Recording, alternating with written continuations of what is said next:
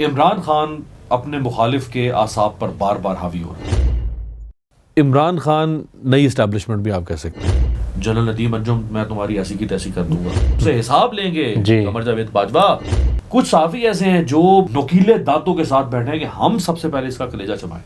ریاست کا مقصد عمران خان کو مقدمات کے شکنجے میں کس کے, جکڑ کے, اس پھندے میں پھنسا کے اس کو ڈیٹین رکھنا ہے. یہ رجیم ہوتا تو وہ قائد اعظم کو کہتا کہ یہ تو کوئی اسٹوڈنٹ دہشت گردی کر رہا ہے. انہوں نے پاکستان کا سارا جو 65-71 کا نیریٹو ہے, انہوں نے تو اس نیریٹو پر حملہ کیا. جنرل باجوہ نے کہا کہ مجھے زندگی میں اتنا غصہ کبھی نہیں آیا جتنا مجھے ایاز صادق کی بات سن کر آیا. میں نے شکر ادا کیا کہ یہ میرے سامنے نہیں ہے.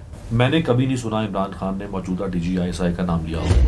اب جو پیچھے بھٹا نا, میں کہتا ہوں پابندی لگانے سے, ہاں وہ پھر 2 نمبر مال ہے. اب تم اگر 1 نمبر سیاسی مال ہونا تو لے جاؤ. آپ اس کو مجبور کر رہے ہیں نا کہ وہ نام لے. ابھی تو وہ نام نہیں لے رہا. بہت سارے رہائی کب تک دیکھ رہے ہیں عمران خان کی؟ رہائی نہیں ہے.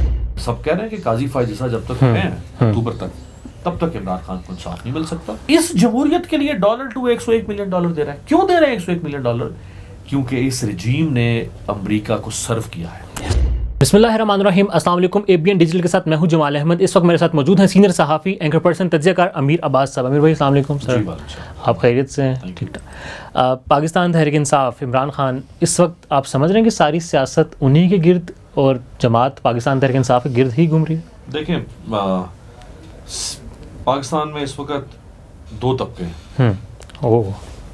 ایک عمران خان کے خلاف ہے, ایک عمران خان کے حق میں, تیسرا کوئی طبقہ نہیں. جو پہلے اینٹی اور پرو اسٹیبلشمنٹ ہوتا تھا وہ ایگزیکٹلی اب اینٹی عمران اور pro Imran. So you are seeing کہ Imran Khan is the new establishment?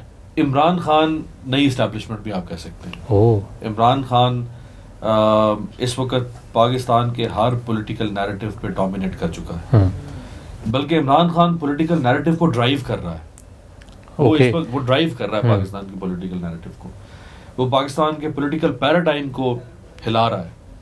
وہ پاکستان میں پالیٹکس کی جو فیوچر پریڈکشنز ہو رہی ہیں وہ عمران خان کو سامنے رکھ کر ہو رہی ہیں. جو ابھی حال میں پاکستانی سیاست کے خد و خال طے ہو رہے ہیں وہ عمران خان کو سامنے رکھ کے طے ہو رہے ہیں کہ عمران اگر باہر آئے گا تو کیا ہوگا. جی میں نے سنا. عمران ابھی اگر اندر ہے تو ہم اسے کیسے کنٹرول کریں, کیسے قابو میں لائیں اس کو. ٹھیک. سو عمران ہی اس وقت پاکستانی سیاست کا آپ کہہ لیں کہ جسے کہتے ہیں نا نیوکلیس, یا اسی کے گرد سے. ہم یہ بھی کہہ سکتے ہیں کہ جس پچ پر عمران خان کھیلنا چاہ رہا ہے اپنے مخالفین کو, بھلے وہ جہاں سے بھی ہیں, اسی پچ پر لے کر آتا اور پھر وہیں سے یار پچ کو تو عمران خان سے زیادہ کوئی نہیں سمجھتا. ہاں ایسا ہی ہے. اور پچ پر کھیلنا کیسے ہے اس سے بھی عمران خان سے زیادہ کوئی نہیں, کوئی کھلاڑی نہیں ہے, چاہے وہ سیاست کا کھلاڑی ہو یا کسی اور میدان کا. تو یہ ہے نروز گیم. یس, اعصاب کی. یہ ایک اعصاب شکن جنگ ہے. اس میں جس کے اعصاب پہلے ٹوٹ گئے وہ ہار گیا. اب یہ کوئی وہ جنگ تو ہے نہیں نا, کوئی جنگ تو ہے نہیں. تو دونوں طرف سے یہ ایک مسکولر سٹریس ہے اور نروز گیم ہے.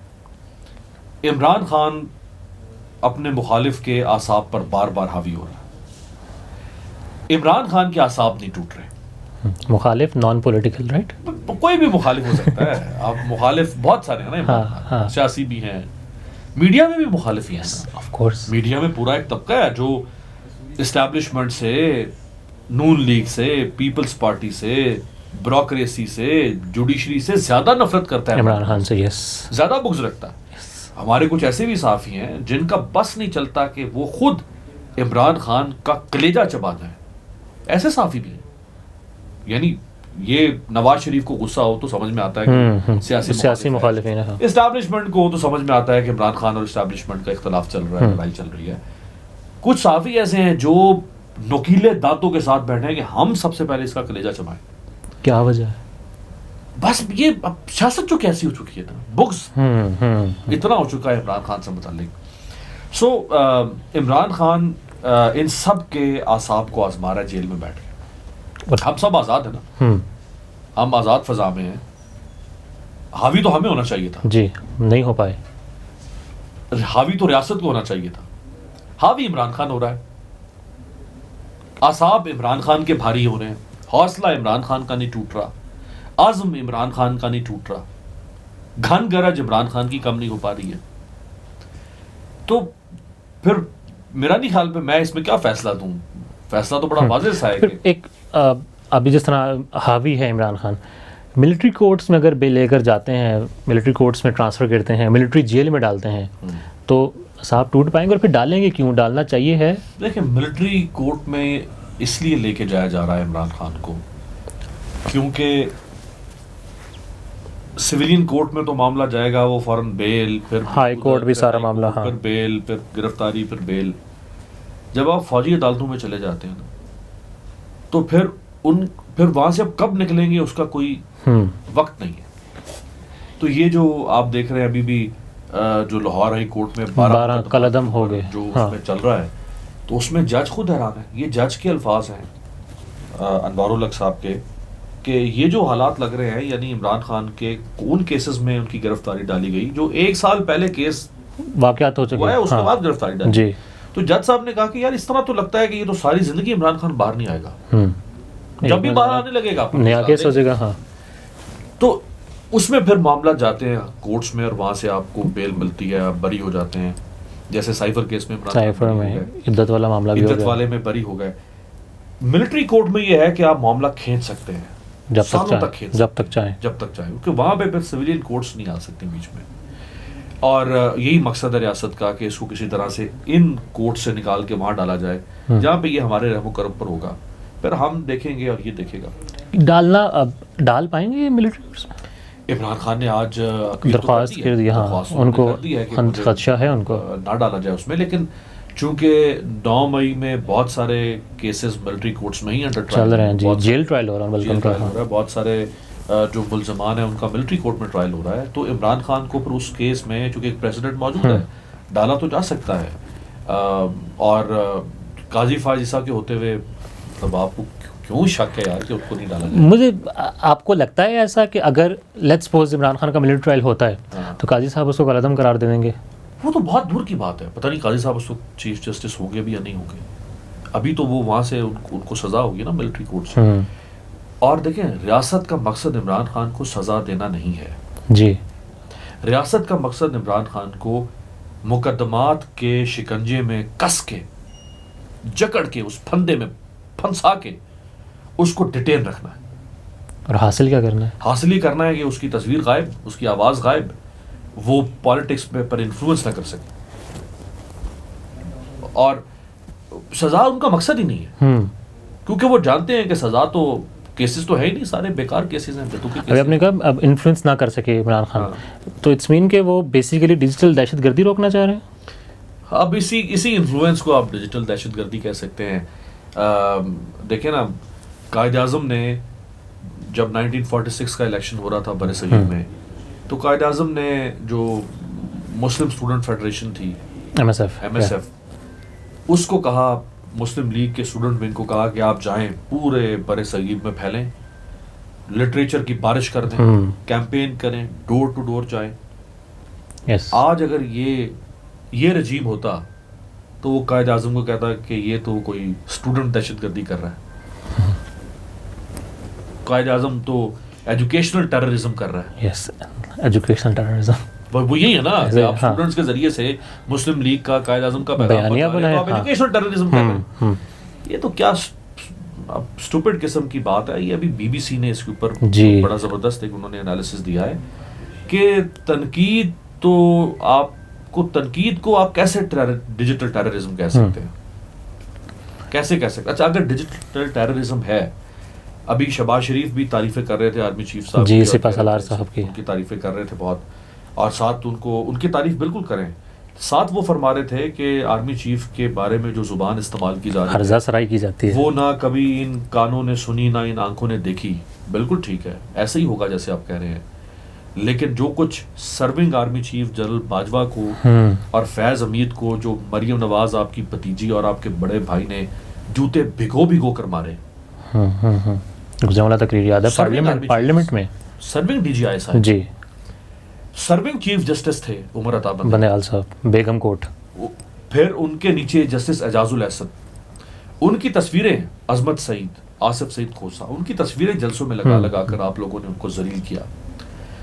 तो कम से कम आपकी भतीजी और आपके भाई वो तो ये काम पहले कर चुके हैं। अगर आज पीटीआई आसिम मुनीर साहब के बारे में कोई जुबान इस्तेमाल कर रही होगी तो आपने भी कोई कम कसर नहीं छोड़ी थी, जो कि दोनों गलत हैं, दोनों गलत है। तो आप तो क्वालिफाई नहीं करते ये बात करते हुए, आप तो खुद विक्टिम है, आप तो खुद गिल्टी हैं इस चीज़ के। हाँ, और इनके जो भी हमारे डिफेंस मिनिस्टर हैं, स्पीकर साहब हैं, पार्लियामेंट की तकरीरें कि मैं तो कहीं सुन रहा था, सायरा बानो साहब ने कल ये कहा कि ये लोग कहते थे कि खराब करे फौज, ठीक करे नवाज शरीफ। हाँ। और अब ये लोग मतलब कह रहे हैं कि बिल्कुल, और इन्होंने तो हमारे शहीदों को भी चैलेंज किया, इन्होंने मजाक उड़ाया, जंगों का मजाक उड़ाया, इन्होंने पाकिस्तान का सारा जो 65-71 का नैरेटिव है, पाकिस्तान का जो हमारा रियासी नैरेटिव था उसके गलत है या सही है, जो भी हमारा नैरेटिव है, इन्होंने तो उस नैरेटिव पर हमला किया। और अयाज सादिक साहब ने, मुझे खुद ये जब ये अयाज सादिक साहब ने कहा ना वो जनरल बाजवा के बारे में कि कहाँ पर थी, पता नहीं शलवार फेंक की थी कि क्या था, टांके कहाँ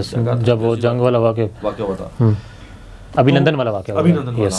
तो जनरल बाजवा से एक जगह पे मेरी मुलाकात हुई, तो जनरल बाजवा ने कहा कि मुझे ज़िंदगी में इतना गुस्सा कभी नहीं आया जितना मुझे अयाज सादिक की बात सुनकर आया, और मैंने शुक्र अदा किया कि मेरे सामने नहीं है।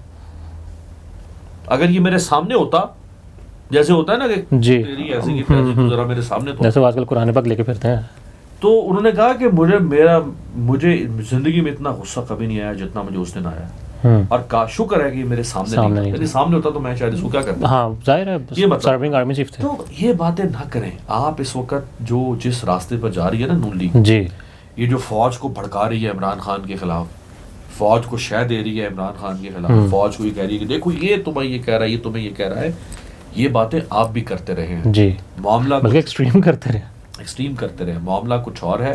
इमरान खान ने तो अभी तक, आप बताएं क्या इमरान खान ने मौजूदा DGISI का नाम लिया? मैंने नहीं सुना, नहीं, मैंने कभी नहीं सुना इमरान खान ने मौजूदा DGISI का नाम लिया हो। जनरल नदीम अंजुम मैं तुम्हारी ऐसी की तैसी कर दूंगा, कभी इमरान खान ने। नवाज शरीफ ने तो जनरल फैज़ हमीद का नाम लिया था, मरियम नवाज ने तो नाम लिया जनरल फैज़ हमीद का। इमरान खान ने कभी सर्विंग आर्मी चीफ जो भी जनरल आसिम मुनीर साहब है, उनके बारे में ये उन्होंने ज़रूर वो समझते हैं कि मेरे साथ जो कुछ हो रहा है वो इस्टेब्लिशमेंट कर रही है जी, वो उनकी कन्विक्शन है कि मेरे साथ जो ज़्यादतियाँ हो रही हैं वो इस्टेब्लिशमेंट कर रही है।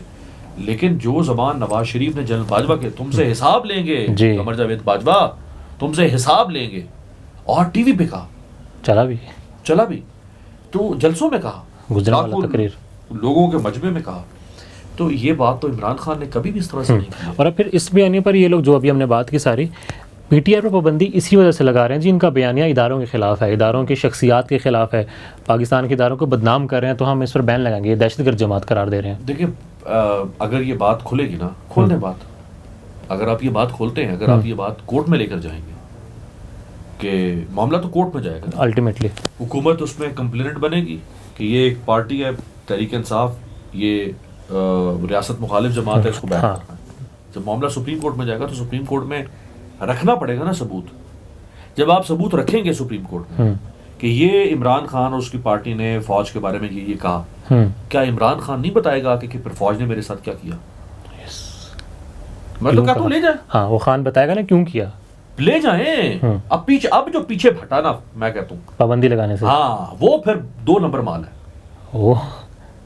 इन्होंने कहा ना कि हम ले जाते हैं, ले जाएंगे, ले जाओ, मवाद मौजूद है, मुशावरत कर रहे हैं, लगाएंगे। अब तुम अगर 1 नंबर सियासी माल हो ना तो ले जाओ इमरान खान को और तहरीक इंसाफ को सुप्रीम कोर्ट में और लगाओ उस पर पाबंदी, साबित करें दहशतगर्द। फिर इमरान खान भी बोलेगा वहां पे, ये ऐसा तो नहीं हो सकता ना कि हुकूमत आगे बंद कर दो तो काजी कहेगा बंद कर दो, ऐसा तो नहीं है ना। फिर केस लगेगा, फिर उस पर समातें होंगी, फिर PTI के वकील आएंगे, हुकूमत बताएगी कि इमरान खान ने ये कहा, फिर इमरान खान भी बताएगा कि मेरे साथ क्या कुछ किया है, किसने किया है, क्या किया है, कैसे किया, हाँ, और क्यों किया। तो फिर तो आप उसको मजबूर कर रहे हैं ना कि वो नाम ले। अभी तो वो नाम नहीं ले रहा बहुत सारे, अभी तो वो बात गोल बोल कर इशारों के नारों में लफ्ज़ी, हाँ, वो किसी को बादशाह कह देता है, किसी को कुछ कह देता है जी। फिर तो वो जब, क्योंकि आपने खड़ा कर देना उसको कटहरे में, जब आप उसको कटहरे में खड़ा करेंगे पाकिस्तान की एस्टैब्लिशमेंट के हवाले से, फौज के हवाले से, تو پھر اس نے دفاع تو اپنا کرنا ہے نا یار. جھوٹا شخص بھی اپنا دفاع تو کرتا کم از کم کرے گا. ہاں یہاں تو جو جھوٹا شخص بھی ہوتا ہے, قصوروار بھی ہوتا ہے, وہ بھی اپنا دفاع تو کرتا ہی ہے کم از کم. تو کیا عمران خان نہیں پھر عدالت میں کہے گا کہ ہاں یہ میرے ساتھ فلاں نے یہ کیا تھا, باجوہ نے یہ کیا, فیض حمید نے یہ کیا, اس نے یہ کیا, وہ بھی تو بتائے گا. تو پھر آپ کو ثابت کرنا پڑے گا کہ عمران خان غلط کہہ رہا ہے. پھر آپ کیسے جسٹیفائی کریں گے سپریم کورٹ میں کھڑے ہو کر کہ جو کچھ اسٹیبلشمنٹ نے عمران خان کے ساتھ کیا وہ آئین کے مطابق تھا؟ پھر آپ ثابت کریں گے کیا؟ آپ کیا اس بات کو اون کریں گے کہ اسٹیبلشمنٹ نے جو کچھ کیا پی ٹی آئی کے ساتھ یا عمران خان کے ساتھ وہ ٹھیک تھا, اور پھر وہ قانون اور آئین کے مطابق تھا؟ آپ اس کو اون تو نہیں کر سکیں گے. کیا اون کرے گا کوئی اس کو؟ کیا پتہ کر لیں گے لوگ نہ کیسے کر سکتے ہیں. تو پھر اس کا مطلب ہے پھر تو آپ پوری ریاست کو تیز کر دیں گے نا. اپنی بقا سمجھ ہے نا یہ سیاسی جماعتیں, ظاہر ہے یہ کچھ بھی نہیں کر سکتے, کچھ بھی نہیں کر سکتے. تو پھر جو مطالبہ ہو رہا ہے کہ معافی مانگ لے اور بس. اب تو ختم ہو گیا نا. بدھ کو انہوں نے وفاقی کابینہ میں آرٹیکل 6 لگانے کی کال کرنی تھی, انہوں نے پارٹی پابندی کرنی تھی. کچھ بھی نہیں کر سکتے. کیوں نہیں کر پائے؟ ایک تو یہ کہا جا رہا ہے کہ باہر سے بھی پریشر آ رہا ہے. یہ 2 ملکوں کا میں نے سنا ہے وہ آ رہا ہے کہ باہر سے پریشر آ رہا ہے. پر آپ دیکھ لیں ابھی یہ جو برطانیہ کی پارلیمنٹ میں 22 اراکین پارلیمنٹ نے, اور انہوں نے یہ نہیں کہا صرف کہ یہ زیادتی ہو رہی ہے, انہوں نے کہا ہم اس کو انٹرنیشنل لیول پر لے کر جانا چاہتے ہیں. اب عمران خان کا وکیل کون ہے؟ برطانیہ کی پارلیمنٹ. اور وہاں ناز شاہ جو ایم پی ناز شاہ, ان سے وہاں کچھ نون لیگ کے سوال کیا کہ نواز کا اور مریم عورت نہیں تھی اس طرح. تو انہوں نے کہا کہ بھائی کیا ان کا معاملہ یونائٹڈ نیشنز میں آیا تھا؟ یونائٹڈ نیشنز کے ورکنگ گروپ نے جو آربیٹریری ڈیٹینشن کے اوپر کام کرتا ہے. آربیٹریری ڈیٹینشن ہوتی ہے کہ جس کو آپ سیاسی قیدی بناتے ہیں, جی, پولیٹیکل وکٹمائزیشن کرتے ہیں. اس گروپ نے 17 پیجز کی وہ رپورٹ تیار کی ہے. پڑھیں تو صحیح. جنہوں نے نہیں پڑھی میں کہوں گا پڑھو, پھر بات کرو. پڑھو گے تمہارے کانوں سے دھوئیں نکلیں گے کہ اس میں فیکٹس کے ساتھ انہوں نے بتایا گیا, ریفرنسز کے ساتھ بتایا ہے کہ 8 فروری کو کیا ہوا, پی ٹی آئی کے لوگوں کے ساتھ کیا کچھ ہوا. تو اب پوری دنیا, ابھی یہ جو کانگریس مین بریڈ شرمن نے ڈونلڈ لو کو سامنے بٹھا کے اسے کہا, جی, ہیئرنگ ہوئی جو وہاں پر, ہیئرنگ ہوئی, اس میں انہوں نے کہا کہ پی ٹی آئی تو پاکستان کی وہ جماعت ہے جو سب سے زیادہ امریکہ کی مخالف ہے. ہاں, بہت سارے انسٹنسز پہ پی ٹی آئی نے, جیسے ڈرون حملے تھے, جی, افغانستان آپریشن, وہ نیٹو آپریشن روکا, بہت ساری جگہوں پہ امریکہ سے اختلاف کرتا رہا عمران خان. تو بریڈ شرمن کہنے کا مطلب یہ تھا کہ بھائی ہمارا اس سے کیا رومانس ہو سکتا ہے, یہ تو ہمارے خلاف رہا ہے, جی, لیکن جو زیادتی اس کے ساتھ ہو رہی ہے اس پہ ہم بولیں گے, جمہوریت اور عوام. تو اب آپ اس بات کو دیکھیں, دبا نہیں سکتے ہیں کسی صورت میں. آپ دیکھ لیں عالمی ادارے, آپ کے جو آج سے کوئی 1.5-2 ماہ پہلے امریکہ کی اسٹیٹ ڈپارٹمنٹ کی ویب سائٹ پہ ہیومن رائٹس واچ کی جو رپورٹ پبلش ہوئی, اس کی ایگزیکٹو سمری ہے 100 پیجز کی, جی, صرف ایگزیکٹو سمری 100 پیجز کی ہے. وہ اسٹیٹ ڈپارٹمنٹ کی ویب سائٹ پہ پبلش ہوئی. اس کو آپ اٹھا کے دیکھ لیں کہ اس میں کیا کچھ ہے. ابھی جسٹس اطہر من اللہ نے نیو یارک کی بار میں کھڑے ہو کر کیا کچھ بتایا کہ کیا ہو رہا ہے. انہوں نے کہا میرے بیٹوں کا ڈیٹا لیک, بیوی کا ڈیٹا, اور میری بیوی جس کا سیاست سے کوئی تعلق نہیں ہے اس پہ ڈاکیومنٹریز بنا دی انہوں نے. تو آپ کس کو وہ کریں گے؟ ان لاسٹ رہائی کب تک دیکھ رہے ہیں عمران خان کی؟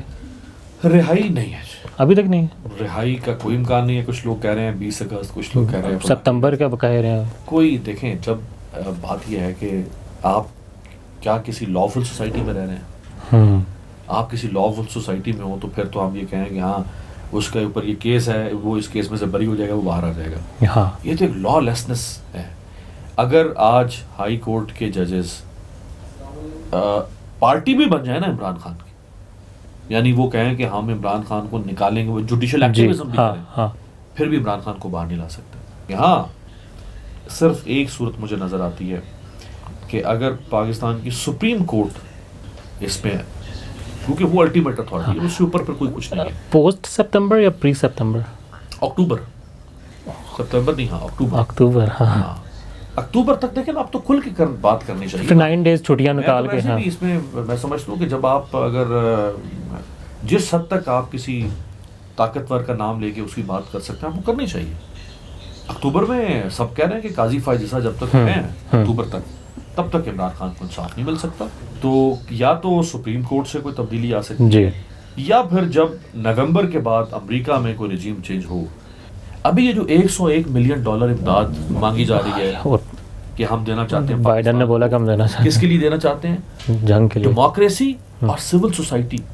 ڈیموکریسی کی تو آپ نے سول 2 سال میں جو ڈیموکریسی سول سوسائٹی کے ساتھ ہوا. سول سوسائٹی کی جو ہے وہ بیچاروں کی آپ نے وہ باہر نکلتے ہیں تو آپ ان کو غداری کے فتوے. باہر بھی نہیں, گھر میں گھس کے عورتوں کے گربانوں پر ہاتھ ڈالا, اور جو ہم نے دیکھا بہنوں بیٹیوں کو آپ اٹھا رہے ہیں.